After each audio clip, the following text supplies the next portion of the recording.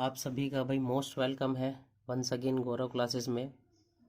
देखिए, हमने जो चैप्टर था हमारा वो चैप्टर 3 स्टार्ट किया हुआ था, pair of linear equation in two variable. और उसमें बेटा हम क्वेश्चन नंबर 3 तक जो थे वो सारे के सारे हम कर चुके थे। आज हम इस वीडियो में बेटा स्टार्ट करेंगे आपका जो है ये क्वेश्चन नंबर 4। आप सभी को जो मेरी पिछली वाली वीडियोज़ हैं बेटा, उस वीडियोज़ में क्वेश्चन नंबर 3 तक के सॉल्यूशन जो वो मैंने ऑलरेडी करा चुका हूँ मैं। अब हम स्टार्ट करते हैं भाई यहाँ से एक्सरसाइज 3.2 का क्वेश्चन नंबर 4। तो क्वेश्चन नंबर 4 देखते हैं वो आपसे क्या बोलना चाह रहा है या आपसे क्या सॉल्यूशन कराना चाह रहा है भाई। इसमें कहा which of the following pair of linear equation are consistent, यानी कि पेयर ऑफ इक्वेशन दिया है, हमें ये चेक करना है कि कौन सा कंसिस्टेंट और कौन सा इनकंसिस्टेंट है। इफ कंसिस्टेंट, और यदि अगर वो कंसिस्टेंट है, then obtain the solution graphically, तब हमें बेटा उसका सॉल्यूशन बताना है, ग्राफिकली रिप्रेजेंट करना है। तो देखना, सबसे पहले हम आपके लिए भाई इसमें ये देखते हैं इसका फोर्थ का फर्स्ट वाला पार्ट। फर्स्ट वाले पार्ट में दिया बेटा एक्स प्लस वाई, ये इक्वल है 5, और 2x+2y, और ये इक्वल है किसके, 10 के इक्वल है। तो अब हमें इसको सबसे पहले बेटा पेयर ऑफ इक्वेशन को ये बताना है कि ये पेयर ऑफ इक्वेशन जो है क्या वो कंसिस्टेंट है, और अगर कंसिस्टेंट है तो बेटा इसके लिए हमें इसका ग्राफिकली सॉल्यूशंस करना है। कैसा करना है भाई, इसका ग्राफिकल सॉल्यूशन करना है। तो ग्राफिकल सॉल्यूशंस के लिए देखना, हम स्टार्ट करते हैं भाई। ये सबसे पहले पेयर ऑफ इक्वेशन लिखेंगे भाई। पेयर ऑफ इक्वेशन जो हमें वो दिया क्या हुआ है बेटा, पेयर ऑफ इक्वेशन है हमारे पास जो पेयर ऑफ इक्वेशन है, सबसे पहले पेयर ऑफ इक्वेशन लिखेंगे आप। ये है क्वेश्चन नंबर 4 का फर्स्ट वाला पार्ट। फर्स्ट वाले पार्ट में हमारे पास है भाई x+y, और ये इक्वल है किसके, 5 के। सेकंड जो इसकी इक्वेशन है वो है बेटा 2x और प्लस 2y, और ये इक्वल है भाई किसके, 10 के। सबसे पहले बेटा आप इसको स्टैंडर्ड फॉर्म में लिखिए। जो पेयर ऑफ इक्वेशन की स्टैंडर्ड फॉर्म होती है वो क्या होती है भाई, x+y। इसे इधर लेके आएंगे बेटा, तो प्लस इधर आगे कैसा हो जाएगा, -5, और इक्वल किसके होगा, 0 के। सेम इसको करेंगे भाई, 2x+2y और प्लस -10, और इक्वल किसके हुआ बेटा, ये 0 के इक्वल हुआ। अब आप इसकी कंपैरिजन करना, आप इसकी कंपैरिजन करेंगे किससे बेटा, इसकी स्टैंडर्ड फॉर्म से। स्टैंडर्ड फॉर्म क्या होती है, a1x प्लस b1y और प्लस c1 इक्वल किसके है भाई, 0 के। सेम यहाँ से करेंगे बेटा, a2x प्लस b2y और प्लस c2, ये इक्वल है किसके भाई, 0 के। जब आप कंपैरिजन करोगे ऑन कंपैरिजन, यानी कि इसकी क्या करने पर बेटा, इनकी कंपैरिजन की तुलना करने पर, जब आप इसकी कंपैरिजन करोगे भाई, तो देखना a1 आपका पास कितना आएगा, 1, b1 कितना आएगा आपके पास 1, और c1 की वैल्यू कितनी हुई यहाँ से, -5। सेम आप इसकी कंपैरिजन करेंगे बेटा। इसकी कंपैरिजन करोगे, सो a2 इक्वल किसके हुआ यहाँ से, 2 के, b2 इक्वल किसके होगा यहाँ से, 2 के, और c2 इक्वल किसके होगा बेटा, यहाँ से -10 होगा आपके पास ये। अब आप रेशोज फाइंड आउट करो सबसे पहले, क्योंकि सबसे पहले आपको यही चेक करना है कि आप बेटा ये कंसिस्टेंट है या फिर इनकंसिस्टेंट है। तो देखना, a1/a2, a1/a2, a1 की वैल्यू कितनी है, 1, a2 की वैल्यू कितनी यहाँ से 2, तो ये आपके पास इक्वेशन फर्स्ट। अब b1/b2, b1 की वैल्यू कितनी है भाई आपके पास 1, और अपॉन b2 की वैल्यू कितनी यहाँ से 2, ये आपके पास इक्वेशन नंबर 2। अब आप यहाँ से बेटा c1/c2 फाइंड आउट करो। c1 की वैल्यू कितनी है, -5, और अपॉन में -10, बेटा 5 2 जा 10, तो c1/c2 भी कितना आपके पास 1/2, ये इक्वेशन नंबर 3। ये कितनी है भाई, इक्वेशन नंबर 3 आपके पास। देखना, from equation first, second and third, तो फर्स्ट सेकंड एंड थर्ड के अकॉर्डिंग बेटा a1/a2 ये इक्वल है किसके भाई, b1/b2 के, और ये भी इक्वल है किसके, c1/c2 के। और आपको ये कंडीशंस बेटा बहुत अच्छे से याद होगी, जब a1/a2 इक्वल होता है b1/b2 के, इक्वल होता है c1/c2 के। तो यहाँ लिखेंगे सो द सिस्टम, क्या है यहाँ पर बेटा, सिस्टम जो है वो कैसा है, such that the pair of equation बहुत इजीली आपको सोल्व करना है। The pair of linear equation, the pair of linear equation कैसा है भाई, is consistent, is consistent. Pair of equation कैसा है बेटा, ये आपके पास इसका कंसिस्टेंट है ये। और जब ये कंसिस्टेंट है तो क्वेश्चन में आपसे यही तो बोला गया है कि अगर वो सिस्टम कंसिस्टेंट है तो बेटा कंसिस्टेंस के लिए आप इसका सॉल्यूशन करके दिखाओ। कैसा सॉल्यूशन करके दिखाना है बेटा, ग्राफिकली सॉल्यूशन करके दिखाना है। ठीक है भाई। अब यहाँ पे हम ये इसको मान लेते हैं बेटा इक्वेशन नंबर, इसको कैपिटल ए, इसको कैपिटल बी कंसिडर कर लेते हैं। ठीक है भाई, कैपिटल ए और कैपिटल बी। तो यहाँ पे आप लिखेंगे बेटा फ्रॉम इक्वेशन किससे बेटा, ए इक्वेशन से। जब आप इक्वेशन नंबर ए का यूज करेंगे, आप यहाँ से इक्वेशन ए क्या है, एक्स प्लस वाई, और इक्वल किसके बेटा 5 के, तो y इक्वल किसके हो जाएगा बेटा 5 माइनस के x के। कितना होगा भाई, y इक्वल होगा बेटा 5 माइनस के x के। और जब ये 5 माइनस एक्स के इक्वल है तो आप, मैंने आपको बताया हुआ है ग्राफ सॉल्यूशन करने के लिए आप सबसे पहले क्या करोगे, आप इसके लिए एक टेबल कंसिडर करेंगे भाई। कैसे करेंगे, इसके टेबल कंसिडर करेंगे। तो यहाँ पे आप एक टेबल बना लो बेटा, और ये तो बड़ा आसान है, इससे आसानी हो जाती है बेटा सोल्व करने में क्वेश्चन को। ये x और ये वाला y। सबसे पहले आप बेटा कुछ मत ना करो, इस इक्वेशन में x के रिप्लेसमेंट में क्या करो, 0 पुट करो। जब आप यहाँ पे 0 पुट करेंगे तो y की वैल्यू कितनी हुई यहाँ से आपके पास 5। इट मीन्स आपके पास a पॉइंट हुआ, और a पॉइंट कितना हुआ 0,5। उसके बाद b पॉइंट बनाने के लिए हम क्या करेंगे, इस बार बेटा y की वैल्यू 0 पुट कर दो। y की वैल्यू कितनी कर दो, यहाँ से 0 पुट। जब आप y की वैल्यू यहाँ पर 0 पुट करेंगे तो x इधर लाओगे तो कितना होगा बेटा, x की वैल्यू कितनी होगी 5, यानी कि b पॉइंट कितना होगा बेटा 5,0। इट मीन्स आपके पास कितनी, यानी कि 2 पॉइंट आ चुके हैं भाई। फिर उसके बाद यूज करेंगे किसका भाई, फ्रॉम इक्वेशन, ये तो ए हुआ। फिर उसके बाद यूज करेंगे बेटा किसका, इक्वेशन बी का।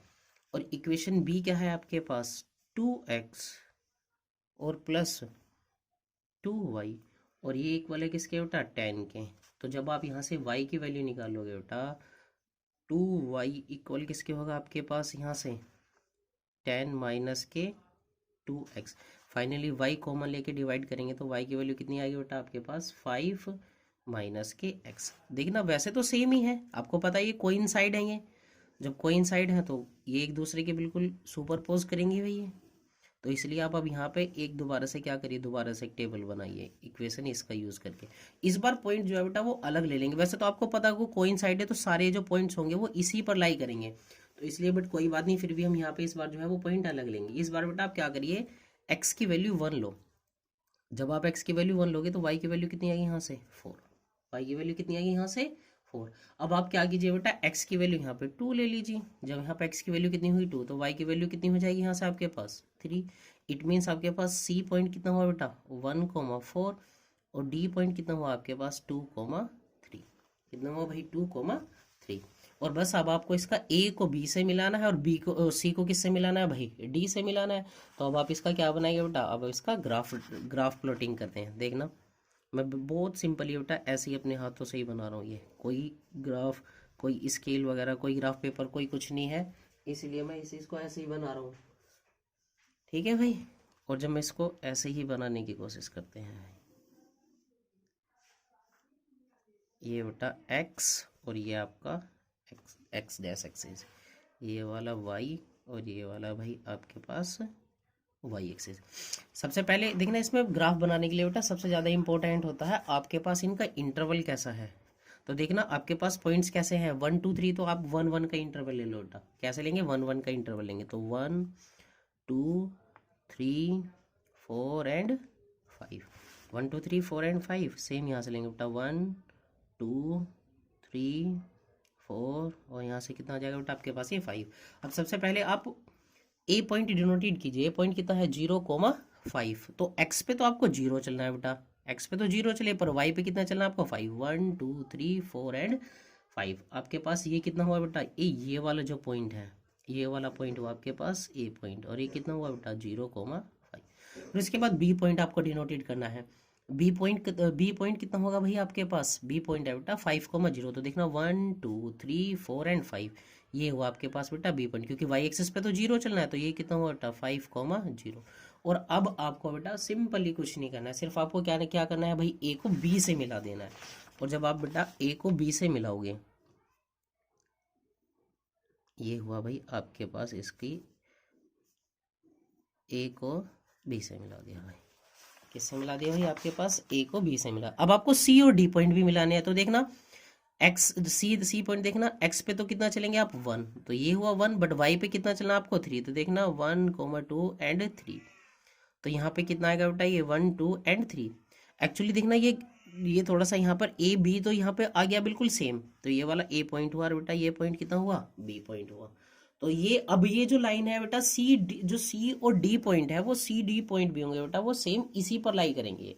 किस पर करेंगे, ये इसी पर, क्योंकि ये देखना ये जो लाइन्स है ये सुपरपोजिंग वाली लाइन है, और जब ये सुपरपोज वाली लाइन है तो ये एक दूसरे की कैसे आएंगे, जस्ट ये ऊपर आएंगे बेटा, कैसे आएंगे।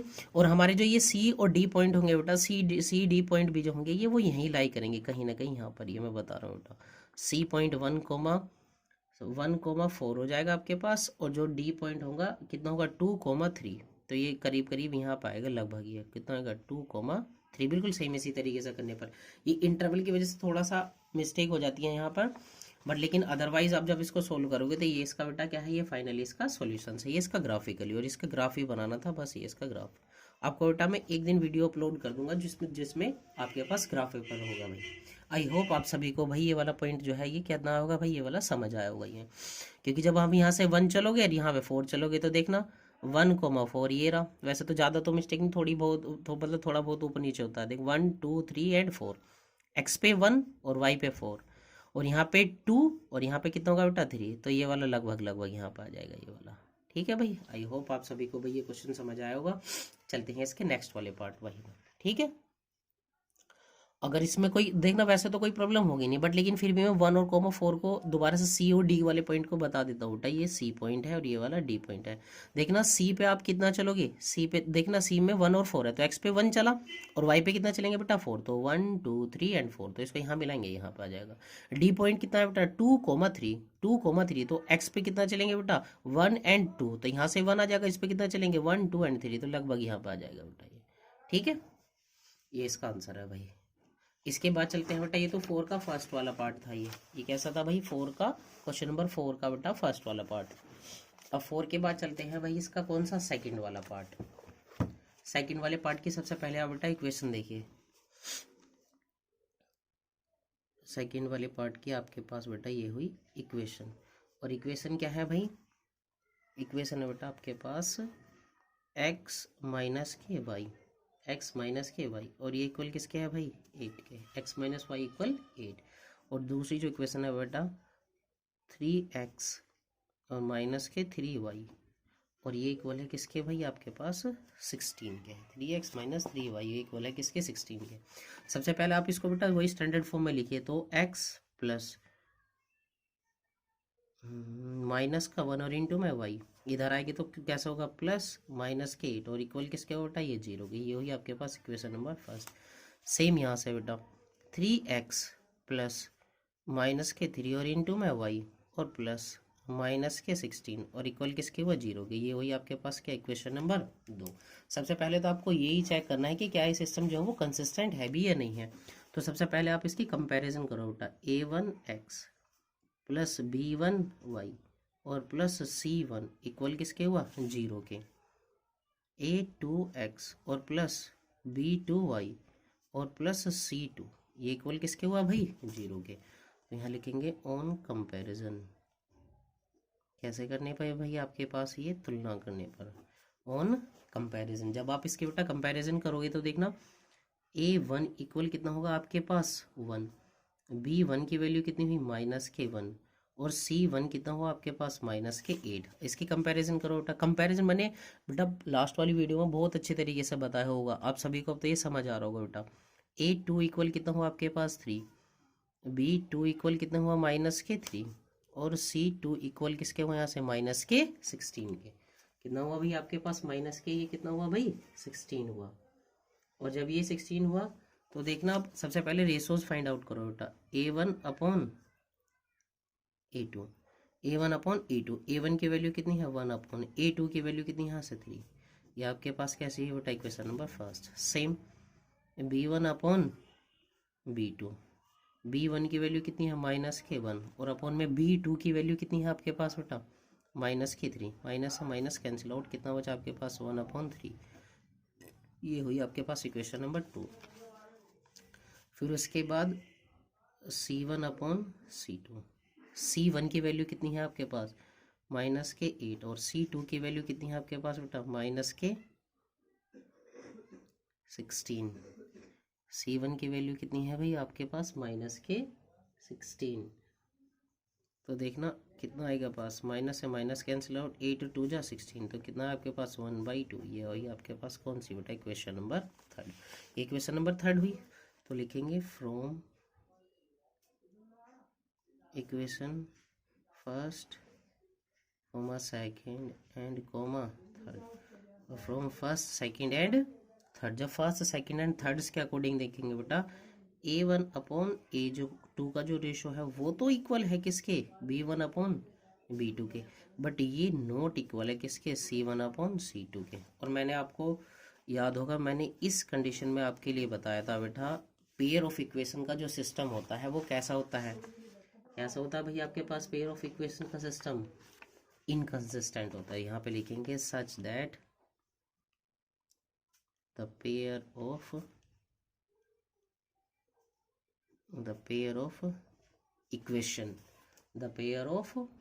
इक्वेशन इज कैसा है इनकंसिस्टेंट,